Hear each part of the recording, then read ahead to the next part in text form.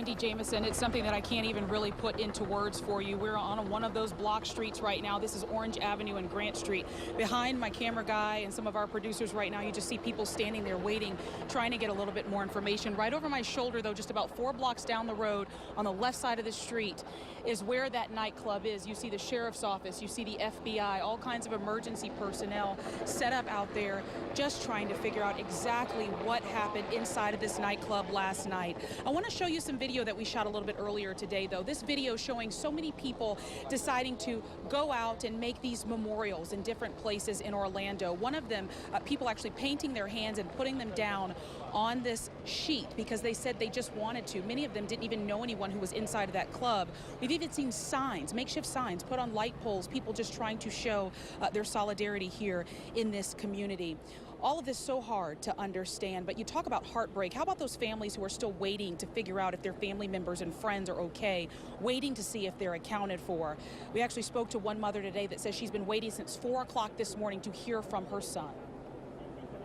Anything, I've been here since 4 o'clock in the morning. I've been waiting. Waiting by the emergency room to see if anybody gets called in. Well, they said there's a lot of dead bodies at the club. And that's a crime scene.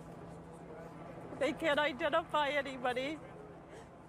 So it could be hours and hours before we find out.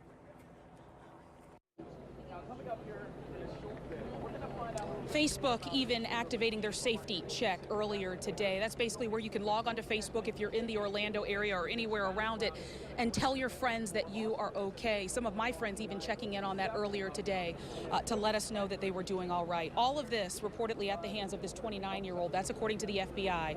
My colleague Lauren Rosella is here on the ground in Orlando right now with more on that man. Lauren? Absolutely, Laura. Yes, this is still considered an active crime scene here at Pulse. The FBI says that they are still removing the victims' bodies from inside the club. Now, this is a picture of our suspect, Omar Mateen, born in New York, an American citizen. Right now, they are in St. Lucie County, where they believe that he is interviewing anyone who may have known him or his plans. Now, we have learned that Mateen has been investigated twice by the FBI, once in 2013 after making inflammatory comments to co-workers alleging possible terrorist ties, and again in 2014 for possible ties to a suicide bomber. The FBI thoroughly investigated the matter, including interviews of witnesses, physical surveillance, and records checks. In the course of the investigation, Mateen was interviewed twice. Ultimately, we were unable to verify the substance of his comments, and the investigation was closed.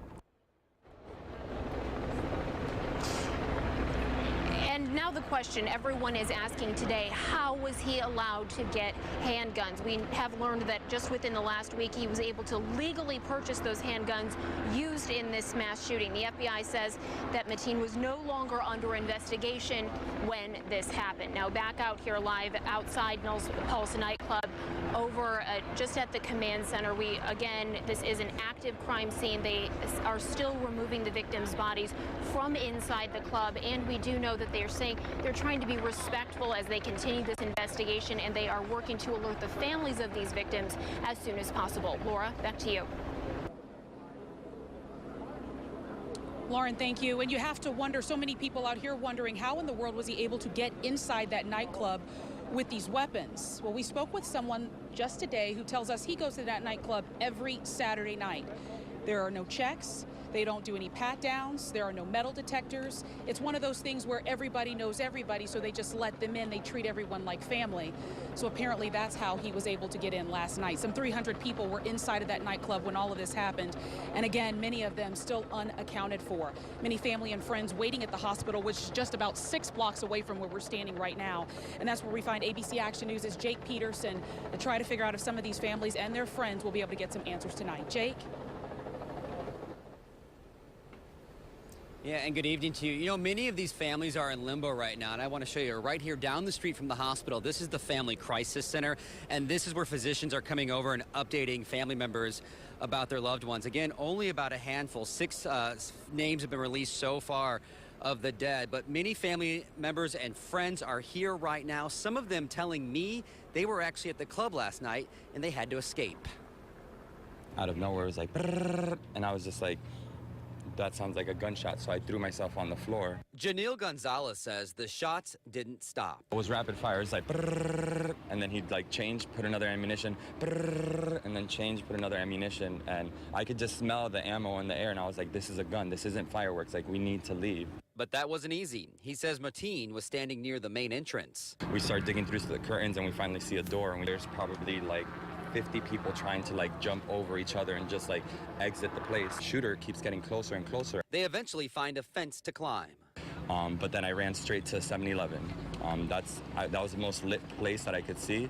And as soon as I got to 7-Eleven, the workers were like, come, hide. And we were hiding in the freezer. But some of his friends weren't as lucky. I'm still missing 2 friends. Like, I have 3 friends that are inside injured with bullet wounds. I feel worthless. I can't do nothing because I don't know if he's okay. Other clubgoers' family members are frantically waiting for answers. Jose Hanreto's brother, Miguel, hasn't been heard from since the shooting. With some friends, the 3 friends made it out okay, and they say that they don't know where he was at. I'm desperate. I'm desperate. I'm desperate because my mom, she lives in Jersey, and she don't know what to do, you know? Angel Mendez is looking for his brother, Giancarlos. You know, but we got to wait until to the end. But you know what, I'm just putting gas control. Control is something nobody here feels right now. You know, a place that we normally go to just hang out, have fun, dance, and normally there's no issues. Like, for something like that to happen is just very devastating. And back here live, officials say that it'll still take several more hours until they release the full list of all of those people who were killed. They have put together a website releasing those names, 6 names so far. You can find that at abcactionnews.com. But the people here who are still waiting for answers, you can bet they won't be leaving this area anytime soon. We're live here in Orlando. Jake Peterson, ABC Action News.